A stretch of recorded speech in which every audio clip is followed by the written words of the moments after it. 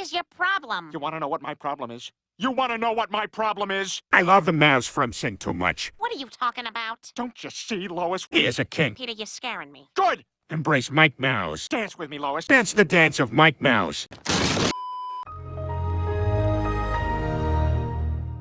Sing, the cinematic masterpiece that changed the face of the music industry as we know it today. The movie blessed us with absolutely breathtaking covers of very culturally important songs from musicians such as Elton John and Frank Sinatra, from absolutely iconic celebrities and voice actors such as Matthew McConaughey, Reese Witherspoon and Family Guy. Like, what more could you ask for? What more could you want? This movie has absolutely everything. Now, although there are 2 movies within the Sing cinematic universe, if you will, I'm only going to be going over the first movie in this video today. The first movie had such an incredibly huge impact on our society since it was released, and I think it's time that we go over the absolute cultural phenomenon that was and is Sing.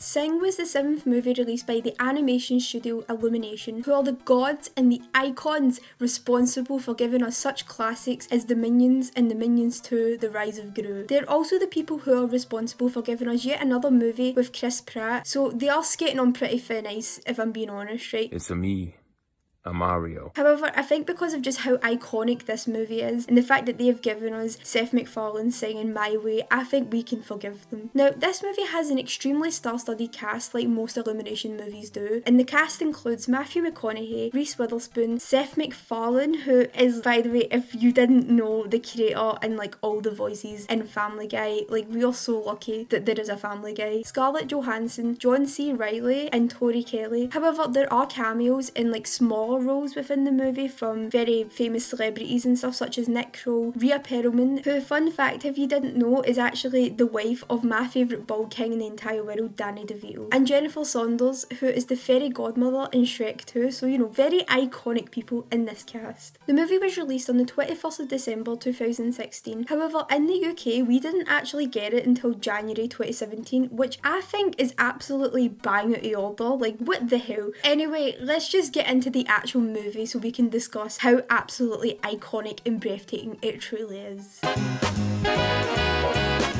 Now, the movie begins by establishing the thriving theatre where this sheep is performing a wee song and having a wee boogie, and it's very, very classy affair. We are then introduced to our main character, Buster Moon, who as a child was in the audience for this sheep's performance and was absolutely gobsmacked. My guy was flabbergasted by how breathtaking this performance truly was, and he decided from that day on that he wanted to become the biggest musical theatre stan that the world has ever seen. His dedication to the theatre stan community then led him to buying the theatre once he got older. Actually, that's a bit of a misconception. He actually harassed his father into buying it for him, so you know the kind of guy we're dealing with here. Now Buster, you know, while talking to himself, which is an absolutely normal thing to be doing, you know, is then interrupted by his assistant who informs him that there are people who worked on one of his previous shows that have yet to be paid. Now Buster really is scamming the working class here, you know, because this man zooms away from the situation. He runs out of this building. He does not pay his workers. He does not pay his bills. He is an absolute degenerate of a man. Now Buster also in this scene proves why people that ride bikes and stuff like on the road are the absolute biggest whores within society, and like Buster they also need to be locked away for a long time because they are like honestly the worst. I hate people on bikes. If you ride bikes, please just walk. You've got 2 feet for a reason, unless you don't have feet, but then again you couldn't ride a bike. I don't know what I'm saying, but like just stop riding bikes.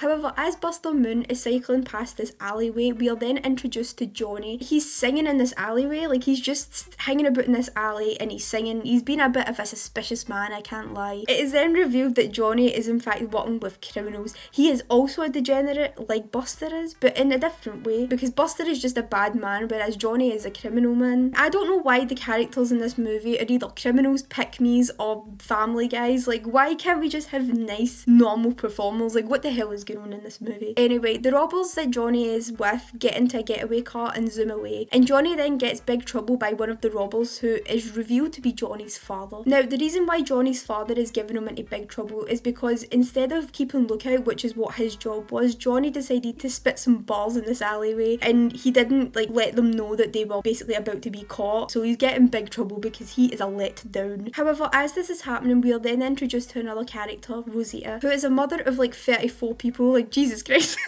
This poor woman, somebody send her some help. She's trying to convince her many children that she is a good singer, but they just tell her to shut up and to silence herself. She is shown to have a very chaotic life and a husband who is not a very yummy man. He doesn't back her up when her children are telling her to shut up, and this is so sad. So Rosita's having a bit of a hard time, you know. However, as we're feeling sorry for Rosita, we are then, you guessed it, introduced to another character, because why the hell not? This time we're introduced to a character called Ash, who is a wee rock and roll guy, you know, she has a wee guitar and that. Ash is performing with her boyfriend, who, like the last guy, is not a very yummy man, and is instead jealous of Ash and her boogie. Now, after their performance, he basically tells Ash to shut up and to stop stealing his thunder, because as I said, he is jealous of her and her boogie. However, as we're processing this, we are then shocked, introduced to yet another character. End my suffering, please. Now, trigger warning, because this is the most distressing and emotional, scarring character that we have had to lay our eyes upon on this channel. This is Mina. Oh my god, I'm so sorry to be the one who has to introduce you to this bitch. Like, oh my god. Anyway, for those of you who are brave enough to stay, this is Mina, who is very shy, everybody, and she wants everybody to know how shy she truly is. Mina sings happy birthday to her grandfather, and for someone who is shy, she really puts her all into this song. Now, this gets her family to hype her up, which is very nice. You know, she has a very nice family and stuff. It's a shame she isn't the same way. Oh my god.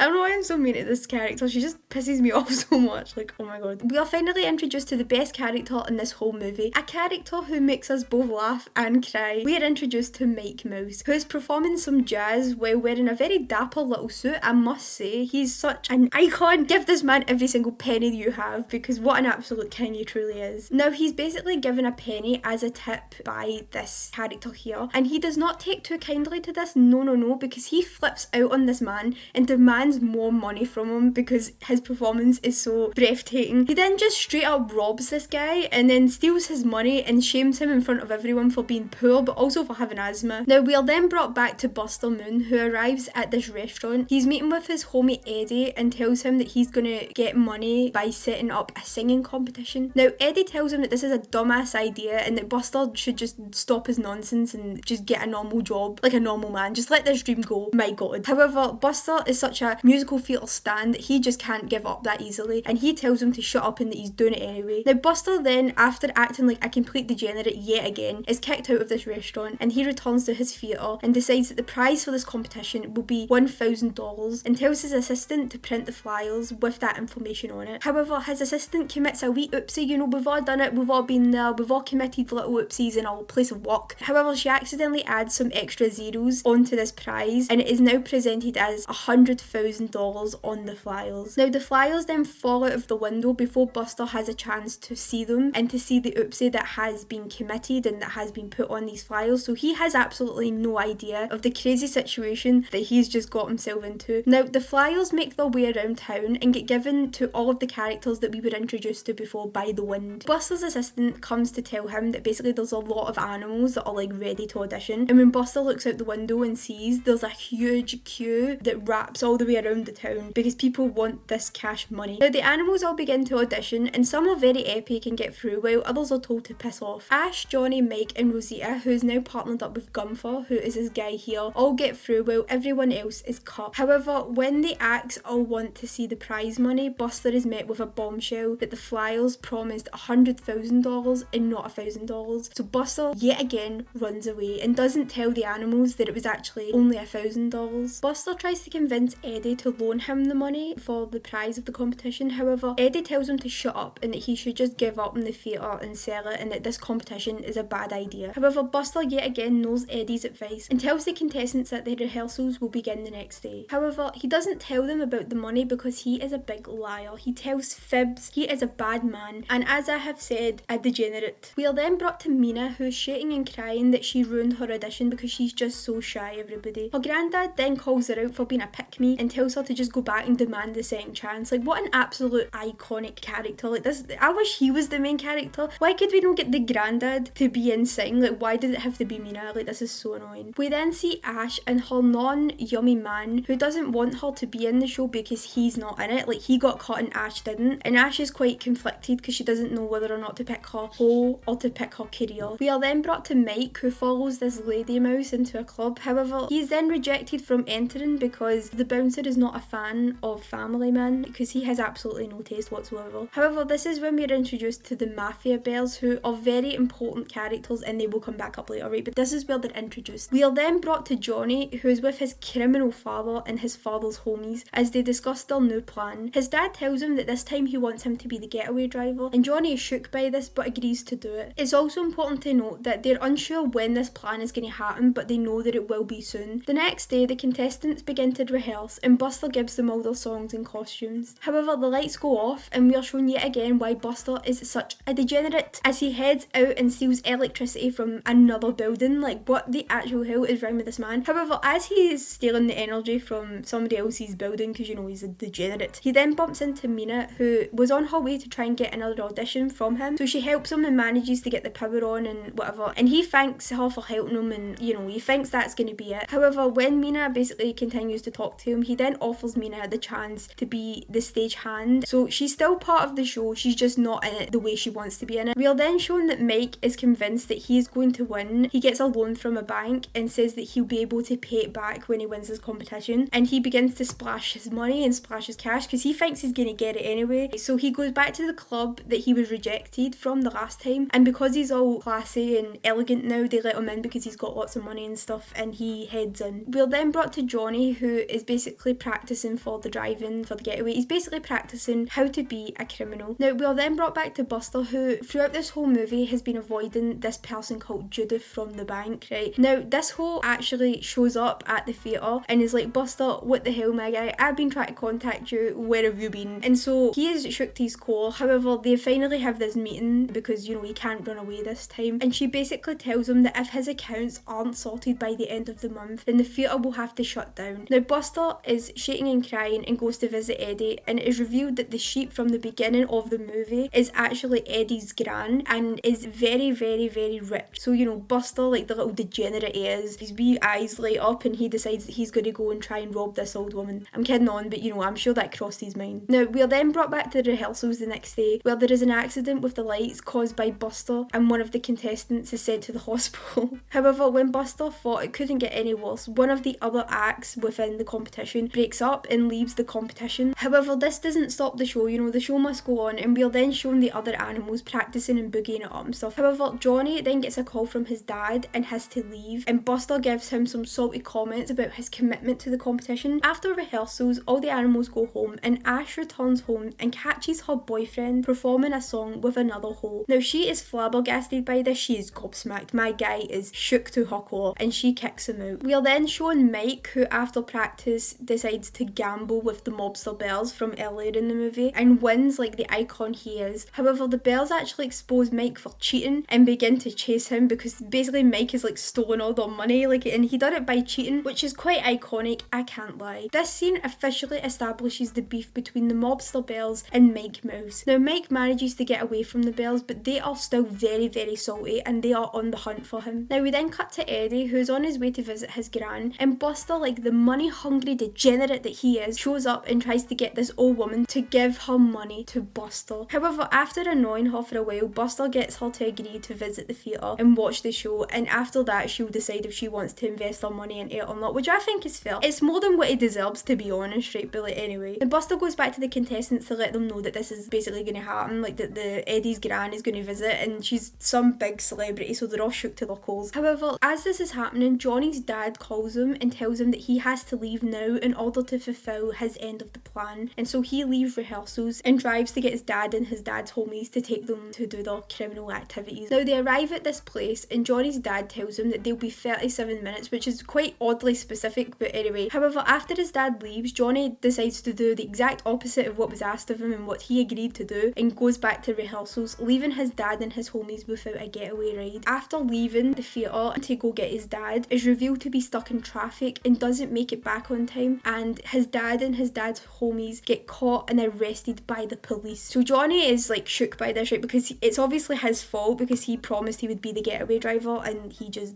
didn't hold up his end of the bargain. So Johnny goes to visit his dad in jail to basically tell him that he's sorry. Now in this interaction, Johnny basically tells his dad that he wants to be a singer, and his dad basically is disappointed in him that he doesn't want to be a criminal, and you know, this is so sad. Now Johnny then promises his dad that by winning the competition, and getting the $100,000 that he will get his bail money from that, and his dad just tells him to shut up and leaves. Johnny decides that he's going to embrace his inner criminal and goes to the theatre at night in order to steal the money because he thinks that it's $100,000, but in fact it's only $1,000, you know. However, as he's about to steal this money, he then decides against it and decides to get some more practice in instead so that he can win the money fair and square. The next day, Buster and Mina then get to work on the new setup for the theatre and fix up the theatre for Eddie's grand's visit. Now, after setting up the theatre for Eddie's grand's visit, Buster then tells the contestants the order in which they're going to be performing and asks Mina if she would like to join the show. However, like the stupid whore she is, she finally agrees that she will perform. However, outside of the theatre, the Gangster Bells show up and spot Mike's car outside of the theatre, and they are still determined to find him. And Mike comes out of the theatre just as they basically see his car because he is taking a phone call, and so the Gangster Bells run over and snatch Mike Mouse up and demand that he gives them their money back. However, Mike tells them that Buster has his money and that he'll get it for them, and so the Bells burst into the theatre and look for Buster to get their money. However, as this is happening to Mike, the show begins and is looking very impressive. Eddie's gran is very impressed by the show. She is gobsmacked and flabbergasted. As the show is going on, the Bells burst into the theatre looking for Buster. The Bells threaten to kill Mike if Buster doesn't open the chest and give them what they think is $100,000 when in fact it's only $1,000. This bitch is then exposed for not having the $100,000 as he has to open the chest to give it to the Bells. The contestants then get really salty because they've been lied to, and as they're having this confrontation, the theatre is completely destroyed and the theatre then collapses, and Buster is just now straight up homeless, like he doesn't have a home anymore. Now Buster and the contestants then have a wee sad moment because their hopes and dreams are all destroyed, and this is so goddamn sad. Buster has to go and live with Eddie because he's just straight up homeless now because his home was destroyed, and he hears a knock at the door, and so he goes to answer it and sees that it's the contestants, and the contestants aren't angry, but they just want to put the show on and they don't care about the money, they just want to perform. However, Buster then decides to read them a newspaper that have some quotes about him that are 100% true, including one that claims that he is a danger to society, which is exactly what I have been saying this whole video. Like, see, even the movie knows. Buster then tells the contestants that he's like over it and he doesn't want to do the show anymore and that he just wants to shake and cry. Mina then tries to cheer him up, but he calls her a fool and talentless, which I think is quite iconic to be filmed. However, this makes her shake and cry and she runs away. It is then revealed that Buster has started a new business cleaning cars and that he's left his theatre stand dreams behind him. This is so sad. Now Eddie feels sorry for him and decides to help Buster clean the cars. However, when cleaning the cars, Buster hears Mina singing and is inspired to put the show back on. He calls up all the contestants and they all show up to help rebuild the theatre in order to put the show back on. Now Mike shows up and apologises for, you know, bringing the Bells to the theatre and asks about the prize money. However, when he's told that there is no prize money and that they will just be singing for themselves, he is not a happy guy about this and leaves. Now the show begins and the crowd is very small as it's only the contestants' families that have showed up to show their support. However, the show is actually being reported on by the news because they basically just want to kind of have a giggle at how bad it is. However, they're about to be flabbergasted. Now Mike sees the performances of Rosita and Gunther on the news, and after being slagged by a group of bums, he decides to go back and perform to basically show everybody how absolutely iconic he truly is. Now because it's been broadcasted on the news and stuff, more and more people begin to show up to the show. Now Johnny's performance is shown to his dad in prison. This makes his dad a very proud man and he breaks out of prison to basically go see him. Now Johnny's dad makes it to the theatre as Mike Mouse begins to perform. Now I may be biased because I am the biggest Family Man stan in the entire world, right, but this is genuinely like the most beautiful, powerful performance of a song I have ever heard in my life. Basically Mike performs My Way by Frank Sinatra and it is genuinely a 10 out of 10. Like, I can't even, I am gobsmacked. When I heard this for the first time I was flabbergasted. However, the Gangster Bells see Mike performing on the news and go to get him. Johnny's dad then emerges from the darkness, emerges from the shadows if you will, to tell his son how proud he is of him, and this is so wholesome, such a wholesome moment. However, just as they are having their reunion, the police helicopters show up, and basically because Mike is a mouse and he's a very small man, he basically is blown away by the gust of the wind from the helicopter, and this makes the performance a real 10 out of 10. Like, it is absolutely breathtaking. Like, go watch this performance. It is chef's kiss. It's genuinely what an icon. Now Johnny's dad then runs away again and it is now Mina's time to perform, but she's acting all, you know, like spooked, and Buster is sick of her nonsense and makes her go out and perform. However, during her performance, Mike is kidnapped by the Gangster Bells and is saved by his hoe. This is so wholesome. We then go back to the show where Mina is basically performing. As she's performing, she basically destroys the whole stage and everyone cheers and it's all very wholesome, very, very cute. All the contestants then take their bows and Buster spots Eddie's gran in the crowd and gives him a wee smile and applause. She then buys the theatre from the bank for Buster and rebuilds it, and the theatre then reopens and the movie ends. This movie was a real breathtaking musical experience and it's all around a 10 out of 10 movie. However, I just want to point out that Mike Mouse was 100% robbed, and also, is he like dead or like what happened to him, right? Because he isn't in the second one, so did the Gangster Bells like kill him? Like, I'm so confused. Anyway,